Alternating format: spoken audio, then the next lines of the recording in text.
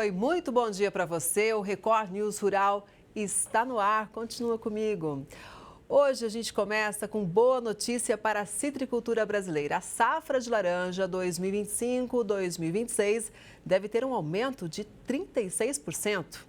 Depois de uma safra de 230,87 milhões de caixas de 40,8 quilos, a citricultura nacional está otimista para a nova temporada. A estimativa anual levantada e divulgada pelo Fundecitrus aponta uma safra 2025-26 de 314 milhões e 600 mil caixas no cinturão citrícola paulista e sudoeste Triângulo Mineiro, principal região produtora de laranja para suco do mundo. Esse número representa 36,2% de aumento em relação ao ciclo passado e 4,8% em relação às médias das últimas 10 safras. Nós temos uma ótima notícia, um aumento de 36% no número de frutos, com a previsão de um peso um pouco menor, marcado pela segunda florada, e isso se deve principalmente às chuvas que ocorreram de outubro a dezembro, que foram abundantes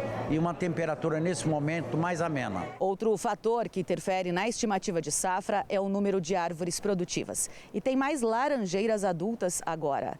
São 182,7 milhões de árvores, um aumento de 7,5%. Também 362 mil hectares, um acréscimo de 5,2% em relação à safra passada. Para entender isso, a gente precisa voltar ali os plantios. 2020, 21, 22, a gente teve bastante plantio. Essas árvores desses anos, elas entram agora como produtivas. Então nós temos um incremento das plantas que foram plantadas e também das que entram em idade produtiva. Isso contabiliza uma maior safra e uma maior quantidade de frutos também.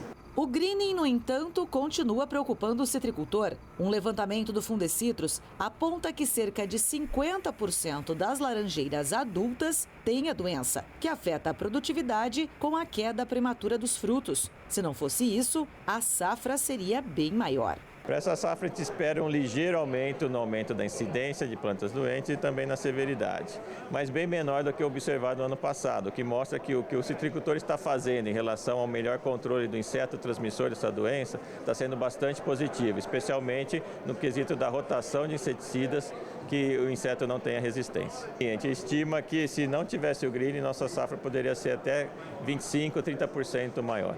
Para o Luiz Carlos, gestor de uma corporação, apesar dos desafios da área, o momento é positivo. Eu acho que é um número excelente, a citricultura necessitava disso, foi o pior resultado que tivemos depois dos números históricos que nós temos em termos de produção e produtividade, né? Influenciado principalmente pelo fator climático. É lógico, o greening também, a doença que devasta a citricultura também teve influência. Os preços do frango subiram neste começo de mês em São Paulo. Confira. Os valores do frango abatido apresentaram avanços no atacado da Grande São Paulo neste começo de maio. Para o CPEA, esse movimento de alta está atrelado ao aumento do poder de compra do consumidor brasileiro e ao Dia das Mães. No mercado externo, os embarques brasileiros de carne de frango se mantiveram estáveis de março para abril. Mas a receita em reais foi recorde para o mês, conforme mostra a série histórica da Secex, que começou em 1997. Para os pesquisadores do CPEA, esse desempenho financeiro foi garantido pela valorização do dólar frente ao real e pela alta no preço médio dos produtos exportados. A cultura do milho já começou em Goiás. A produção deve bater recorde. A cultura é versátil, movimenta o campo e a indústria. O Guilherme é produtor de milho há 5 anos. Atualmente, ele e a família têm 2 áreas, uma de 220 hectares no Rio Verdinho e esta de 80 hectares em Paraúna. Nós começamos aí primeiro com o trato de solo, né? Começando com correção de solo, fazendo toda a parte aí de manutenção do solo.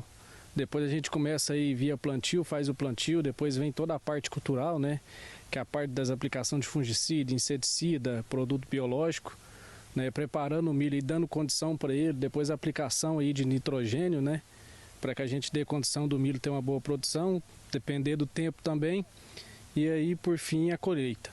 As expectativas da família estão bem altas. As colheitas nas propriedades já começam essa semana e é esperado um rendimento de 160 sacas por hectare. Hoje eu vejo que o maior desafio que nós temos, principalmente se tratando do milho safrinha, primeiro é o custo de produção. Cada ano que passa nós temos aí um aumento aí no custo, né? Insumo nunca para, o insumo só sobe, às vezes, muitas das vezes o produto nosso, que é o grão, ele cai, né? E o segundo é o clima, né? É depender da vontade de Deus. Então a gente tem um negócio a céu aberto. Hoje o milho é a segunda maior cultura agrícola do Brasil.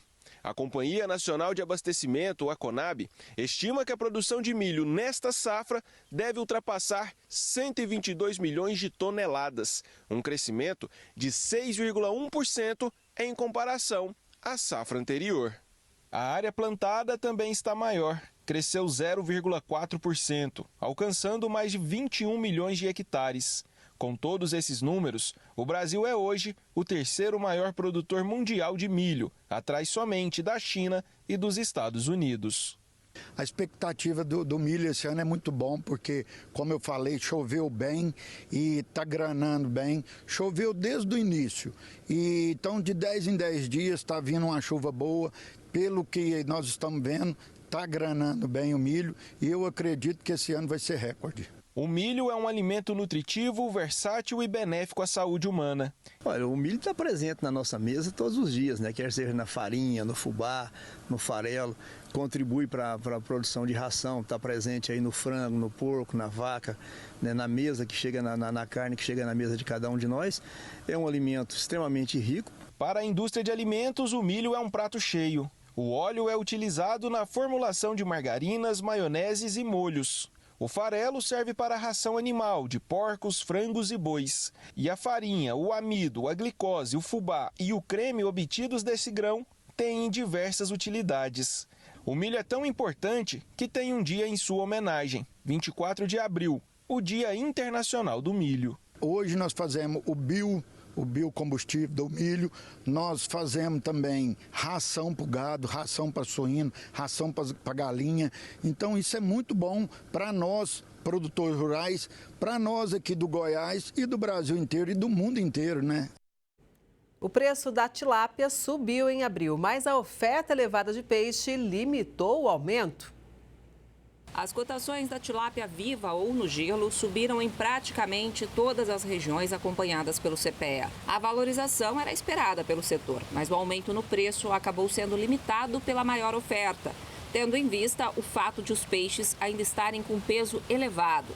Conforme levantamento do Centro de Pesquisas, o preço médio da tilápia na região dos Grandes Lagos, que abrange o nordeste do estado de São Paulo e a divisa de Mato Grosso do Sul, foi de R$ 8,06 em abril, alta de 3,4% em relação a março.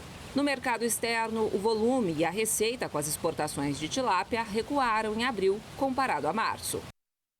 O som das rodas e o canto das juntas de boi anunciam a passagem do tradicional desfile de carros de boi. O evento resgata a cultura rural no interior de Minas Gerais, reunindo famílias e, claro, emocionando quem acompanha.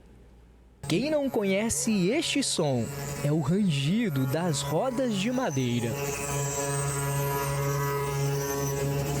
O ritmo cadenciado dos bois e a alegria dos carreiros fazem desta tradição um verdadeiro espetáculo. Pelas ruas e avenidas de Araxá, um desfile de carros de boi. O carro de boi lá vai, gemendo lá no estradão. Mas o que nem todo mundo sabe é que para manter viva essa cultura, há um trabalho de muita dedicação nos bastidores. É preciso muito cuidado com os animais e, claro, ajeitar tudo bem cedo. O Glauco explica o que significa cangar o boi. Pegar os bois, né? Se tem a junta certa, a junta são os dois bois, né? Que a gente põe um do lado do outro. Aí tem o trabalho de pegar, amarrar, colocar a canga e ir juntando eles, né? Para sair. O carro de boi se popularizou no Brasil colônia como principal meio de transporte de carga, com cerca de 4 metros de comprimento, 1,40 de altura, geralmente é feito de madeira nobre, como jacarandá e sucupira. É montado sem pregos ou parafusos. Era usado para levar mercadorias, alimentos e até mudanças de uma cidade para outra. Pode ser puxado por 2 até 16 bois. Hoje, mantém-se como um símbolo da cultura sertaneja, preservado por quem entende o valor desta riqueza. Todo o transporte era boi, né? Não existia caminhão, não existia carro, estrada, nada. Então tudo era o carro de boi, não tinha outro recurso. A formação do carro de boi tem uma hierarquia bem definida. Os bois são organizados em duplas, cada um com uma função essencial. Os da frente, chamados de guia, são responsáveis por direcionar a tropa. No meio, os cordeiros ajudam na estabilidade, enquanto a força maior vem dos bois de coice, que sustentam e puxam a carga principal. E quem participa dos eventos faz parte da Associação de Carreiros, com sede na cidade de Itapira, que fica a 55 quilômetros de Araxá.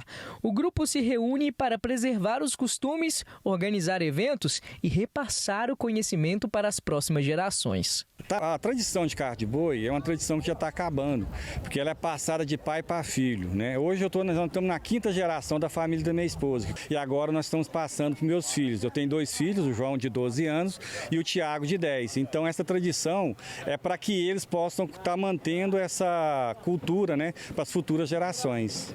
E o que é bom e conta a nossa história tem que continuar. Os filhos do Carlos, João e Tiago, cresceram vendo o pai nos desfiles e desde pequeno vão aprendendo sobre o ofício de carreiro. E sempre desde que entendo por diante eu tenho uma varinha pequenininha que eu gosto demais de mexer com gado. Eu vou passando pro meu priminho que também tá aí e é muito bom. Eu gosto demais, mas demais mesmo. É boa, a gente vai pro desemboque, eu ajudo, eu e meu irmão, nós ajudamos meu padrinho com o carro de boi e é muito bom. Mas não são apenas os carreiros e os bois que fazem um desfile acontecer. Nos bastidores, a família inteira se envolve. Cristioneide, mulher do Carlos, contribui com um reforço especial, um mexidão caprichado que dá força para todos encararem o dia de festa. Eu preparei hoje bem cedinho, né, com tudo fresquinho, a carne de porco, carne seca, arroz, feijão, ovo, torresmo, e aí fez um verdadeiro mexidão para todo mundo se servir e ficar reforçado, porque o dia é longo. Para o carreiro, um dos maiores prazeres é ouvir a roda do carro de boi cantar. O som vem do atrito entre a roda e o eixo de madeira, e para que ele aconteça da forma certa, o peso no carro precisa ser bem distribuído. Isso aí é o principal, o carro tem que cantar, né? Senão não tem graça. Aí a gente põe em peso o carro cantar. A alegria do carreiro é essa, né? Mais do que um meio de transporte do passado, o carro de boi resiste ao tempo. E isso só é possível graças a pessoas como o Glauco, o Carlos e tantos outros apaixonados pelo carro de boi. Essa tradição, isso vem de família, né? O gosto, né? Meu avô, que era carreiro, tinha boi, tinha carro, tudo, fazenda. E depois eu peguei Deus a vida toda, eu mexo com carro de boi e continuo, né? Trazendo essa tradição aí para manter, né? A pior tragédia climática da história do Rio Grande do Sul completou um ano. Nós acompanhamos de perto o drama dos moradores e também dos produtores rurais. E a agropecuária é muito forte na região. Por exemplo, o estado é responsável por cerca de 70% da produção nacional de arroz. Então, para entender o momento atual dessa cultura, eu converso agora com Alexandre Velho, que é presidente da Federação das Associações de Arrozeiros do Rio Grande do Sul, a Federarroz. Bom dia, Alexandre. Seja sempre muito bem-vindo ao Record News Rural. Olá, bom dia. É um prazer falar contigo e com os telespectadores da Record. Prazer nosso ter você também aqui com a gente. Vamos falar um pouquinho dessa chuva dos últimos dias. Nós acompanhamos aqui com atenção, né, o volume realmente que atinge o Rio Grande do Sul. Qual que é o impacto no trabalho do campo, hein? Olha, nós estamos nos encaminhando para o final da safra deste ano e novamente com muitos problemas aí com relação ao clima. Começou chuvas novamente fortes em algumas regiões que não concluíram a colheita, como é o caso da região central do estado. Rios começaram a subir novamente, muito problema também de acamamento, que é quando as plantas elas cedem ao efeito do vento e da chuva e acabam deitando, então dificultando a colheita e também trazendo aí diminuição de produtividade. Então, realmente preocupa o momento, além de outros fatores aí que nós estamos atualizando, Kelly, que, por exemplo, o alto custo de produção, principalmente este ano, em função da recuperação estrutural que teve que ser feita, recuperação de canais, de estruturas de armazenagem, de máquinas que foram danificadas na enchente do verão passado. Então, realmente, o setor hoje está enfrentando uma situação um pouco difícil novamente. Pois é, até para a gente entender e deixar todo mundo no mesmo pé, Alexandre, o Rio Grande do Sul tem várias regiões produtoras de arroz, né? São várias áreas que foram impactadas pelas enchentes do ano passado de formas diferentes, não é? Perfeito. Nós temos 6 regiões arrozeiras na metade sul do estado. A metade que planta arroz é esta região e são regiões bem diferentes aí uma das outras. Por características de topografia, a região central do estado, ela tem aí muitas áreas vizinhas a rios que descem da Serra Gaúcha. E estes rios que transbordaram durante o verão passado, avançando por cima de terras, pegando a colheita ainda de vários produtores, pequenos produtores daquela região que ainda não tinham colhido, e é por isso que hoje, inclusive, está se trabalhando em Brasília com a questão de endividamento, prorrogações de alguns financiamentos, porque muitos produtores ou colheram muito pouco, ou mesmo não colheram nada durante o verão passado.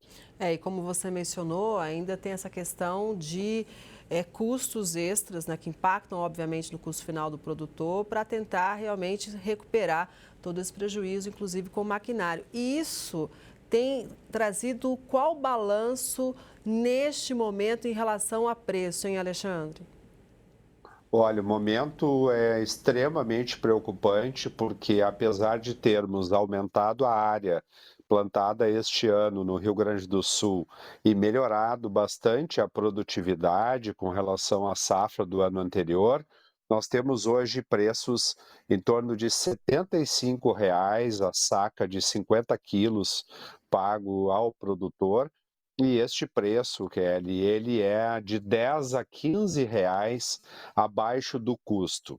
O arroz irrigado no Rio Grande do Sul tem um custo acima de R$ 90 reais. Então, realmente, este preço hoje, ele não remunera nem mesmo aí o custo de produção. E esta falta de rentabilidade, ela pode novamente trazer um desestímulo ao setor, que vinha recuperando uma área que tinha diminuído nos últimos anos. O Rio Grande do Sul chegou a plantar 840 mil hectares há 2 anos atrás, 900 mil ano passado e 970 mil este ano, exatamente pelo reflexo que preços um pouco melhores aí dos 3 últimos anos vinham trazendo ao setor. Como o preço hoje ele não paga o custo, realmente é preocupante esta situação. Nós temos uma situação que pode impactar então e desestimular o plantio da próxima safra e, novamente, diminuirmos a área plantada, dependendo, novamente, de uma importação maior no próximo ano, o que preocupa, Kelly, porque o arroz importado, ele muitas vezes é mais caro do que o nosso e ele não tem a qualidade do arroz produzido aqui no Sul. Era exatamente isso que eu ia te falar, né? A qualidade é diferente, obviamente, e o brasileiro repara muito bem, né? Que mudou, que não é o mesmo arroz. Agora, para a gente entender também, Alexandre, o que levou a essa queda de preço, hein? Que está abaixo do custo de produção?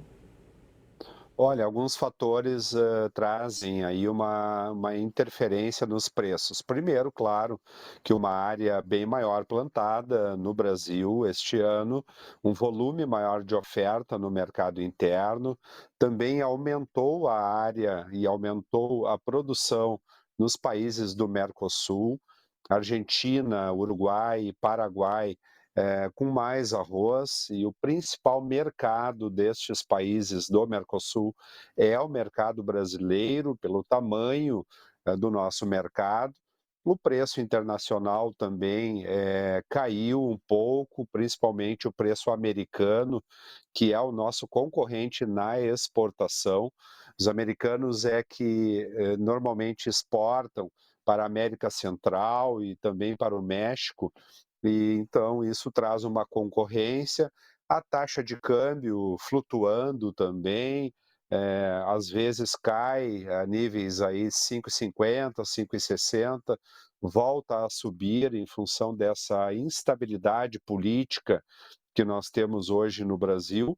Então, todos esses fatores trazem uma influência, e a exportação ela é fundamental para trazer uma referência ao mercado interno. Os volumes exportados até agora, este ano, são um pouco menores do que o esperado, então tudo isso está influenciando numa maior oferta, maior disponibilidade de produto no mercado interno, e a consequência é de preços menores aí, que traz uma preocupação bastante grande ao setor. Vamos falar um pouquinho mais da exportação? Então, Alexandre, hoje, quais países são os principais compradores do arroz brasileiro, mais focando inclusive no Rio Grande do Sul? Olha, o que traz uma influência maior aos produtores é a exportação do arroz in natura, que é o arroz com casca, né? E o arroz com casca ele é exportado preferencialmente para os países da América Central, como Costa Rica, Nicarágua, também Panamá está comprando o nosso arroz. Outros países, como o México, também são muito importantes para a exportação brasileira. E falando de arroz branco, que é o arroz beneficiado, o arroz pronto para o consumo, aí nós temos outros países, vai até para os Estados Unidos, vai também para o Oriente Médio, arroz quebrado também vai para a África. Então, nós temos muitos destinos, porque o arroz brasileiro ele é reconhecido mundialmente pela qualidade. E a exportação, ela tem que ocorrer, porque ela traz este equilíbrio nos preços, regula melhor essa questão da oferta com relação à demanda, principalmente porque no Brasil tem diminuído um pouco o consumo do arroz em função do tipo de vida hoje da população. As pessoas querem fazer refeições rápidas, muitos comem na rua, fast food aumentando, só que nós temos que valorizar a comida de verdade, né? A dieta brasileira é espetacular, o arroz, o feijão, a proteína e a salada, é um prato que realmente traz todos os nutrientes que uma pessoa precisa, e o preço ao consumidor na faixa de R$ 5,00 o quilo, em média, é um preço muito acessível, é um preço que, quando eu comparo com o restante do mundo, o Brasil tem um dos preços mais baratos no arroz, número 83, 84 hoje no mundo, do arroz mais barato e com uma qualidade bem superior. Nós estaremos, inclusive, nos próximos meses, largando uma campanha nacional de incentivo ao consumo e valorizando e mostrando aos consumidores a importância deste produto da nossa cesta básica. Feito da hora, com feijão também, né? É uma delícia, né? É o típico prato do brasileiro mesmo, como você citou, Alexandre. Agora, Ainda falando sobre a exportação, quais são os nossos principais desafios para ampliar, né, as vendas para o mercado internacional? Porque eu sei que o Porto de Rio Grande tem uma importância grande para vocês, né? Com certeza, o Porto de Rio Grande oferece uma logística favorável, mas o que prejudica também e traz um desafio é a nossa dependência do modal rodoviário. O preço do frete é muito alto, até em função do preço do óleo diesel. Nossas tarifas de pedágio pesam bastante também na formação desse custo. Então, isso dificulta bastante, porque o produtor, claro, ele tem que entregar este arroz no porto, mas este é um negócio que nós chamamos de uma cota de investimento. Eu tenho que tirar de 10% a 20% do que nós produzimos para o porto, porque, como eu comentei antes, isto é fundamental. E a própria indústria usa o efeito porto, o efeito exportação, para trazer um posicionamento mais firme aí perante o varejo. Então, este tema é fundamental, é por isso que a FEDERARROZ trabalha muito forte na abertura de novos mercados. Estamos trabalhando também num convênio com a Apex para a exportação do arroz.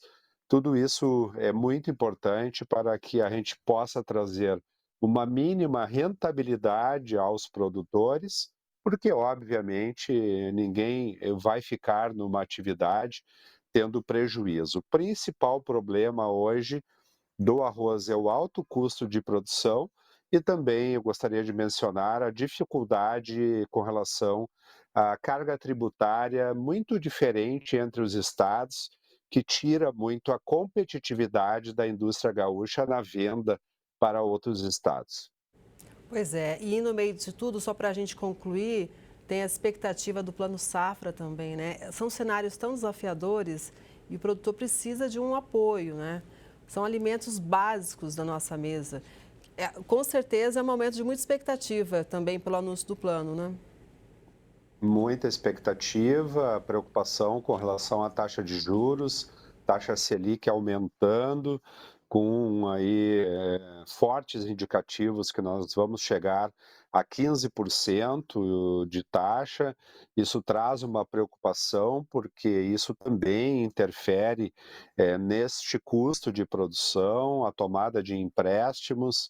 Nós precisamos também aumentar a subvenção ao seguro para ter uma garantia maior, tanto para quem planta, como também para o sistema financeiro e o próprio governo. Quando eu tenho uma garantia melhor de seguro, eu evito, inclusive, necessidade aí, de recuperação de crédito, de endividamento, que hoje se trabalha. Então, nós temos que trabalhar na parte estrutural para trazer uma tranquilidade e continuar, então, mantendo, digamos assim, os produtores na atividade, fornecendo este produto de altíssima qualidade que nós temos hoje no Brasil. Alexandre, muito obrigada pela entrevista, por ter atualizado todo esse panorama. Estamos sempre de portas abertas. Um bom dia e até a próxima. Um ótimo dia, um excelente trabalho. Até a próxima e obrigado pelo espaço. Obrigada mais uma vez. E essa edição do Record News Rural fica por aqui. Obrigada pela sua audiência. A gente se vê no próximo programa. Até lá!